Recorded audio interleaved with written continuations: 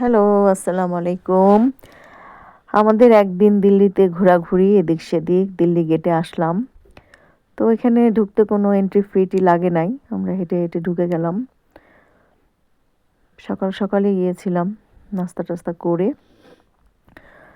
ওই যে দিল্লি গেট দেখতে পাচ্ছেন। অ্যাকচুয়ালি ওখানে কি আছে না আছে আমি জানি না, এটার বিশেষত্ব কি সেটাও জানি না। কারোর সাথে কোনো কথাও বলি নাই।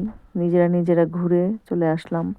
ওখানে গিয়ে দেখি একটা ছোট্ট মেলা হচ্ছে ২০-৩০টা স্টল নিয়ে। এই মেলার বিশেষত্ব হচ্ছে এখানে যারা দিয়েছেন স্টলগুলা সবাই প্রতিবন্ধী। কেউ কথা বলতে পারে না, কেউ কানে শোনে না, কেউ হাঁটতে পারে না, কারো হাত চলে না।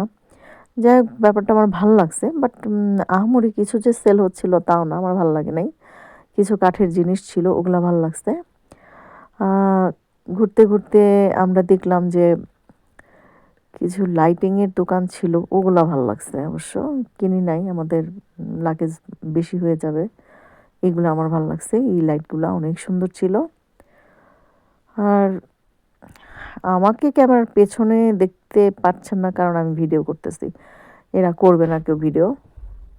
এই যে লোকটা দেখছেন, এ কথা বলতে পারে না, ইশারায় কথা বলছে। যাই হোক, হাঁটতে হাঁটতে দেখলাম দূরে জয়পুর থেকে কিছু মিউজিশিয়ান আসছে। সেই রকমের মিউজিক বাজাচ্ছে, জয়পুরিয়ান মিউজিক।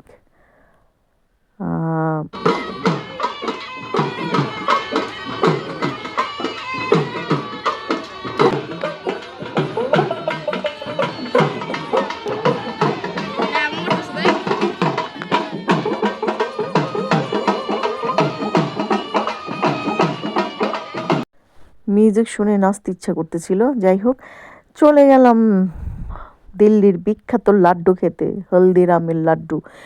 এত মজার মিষ্টি ছিল ভাইরে ভাই, কি নাই এই দোকানটার মধ্যে! যেমন রসমালাই, রসগোল্লা, সন্দেশ, তারপরে কাঁচাগোল্লা, অনেক অনেক রকমের, এগুলো বলে শেষ করা যাবে না। কয়েক হাজার রকমের মিষ্টি ছিল। আমার তো সব খেতে ইচ্ছা করতেছিল, কিন্তু সম্ভব না। তারপরও কয়েকটা মিষ্টি কিনে টেস্ট করেছি, অনেক মজার ছিল। তারপর খাওয়া দাওয়া শেষ করে আমরা চলে গেলাম, কিছু প্যাকেট করেও নিলাম। নেওয়ার পরে হাঁটতে হাঁটতে হাঁটতে হাঁটতে এদিক সেদিক ঘুরতে ঘুরতে দিল্লির মিষ্টির দোকানের কথা তো ভুলতেই পারতেছিলাম না। যদি আর কয়েকদিন থাকতাম তাহলে আরও কিছু মিষ্টি টেস্ট করতে পারতাম। দিল্লিতে একটা বিশেষত্ব কি জানেন? দিল্লির সবচেয়ে বিখ্যাত খাবার হচ্ছে দিল্লির লাড্ডু, আর কি জানি বলে দিল্লির জিলাপি, সাথে রাবড়ি। সেটাও খেয়েছি, অনেক টেস্টি ছিল। যাই হোক, বলে শেষ করা যাবে না দিল্লির মিষ্টির কথা।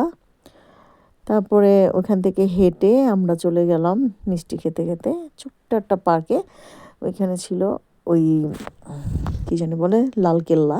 লালকেল্লার পাশেই এই পার্কটাতে মেয়ে ছেলে দেখে বলতেছে, মা চলো ওখানে যাই, গিয়ে উঠি। ওই দেখেন কি অবস্থা! এগুলো দেখলে তো আমারই ভয় লাগে, বাট ওদের ভয় লাগে না।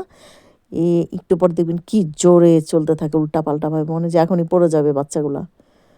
ভাই যতক্ষণ ছিল আমার আত্মাটা মনে হয় চাপ দিয়ে রাখছিল, কিন্তু ওদের খুব মজা লাগছে। ওদের এক্সপিরিয়েন্স খুব বেটার ছিল, বাট আমার খুব ভয় লাগছে। তারপর আর কি করার, এগুলা দেখলে তো বাচ্চারা উঠবেই। বাট আমার ভাই যদি বলে কেউ 1 লাখ টাকা দেবে তাও উঠবো না। ঠিক আছে, বাই।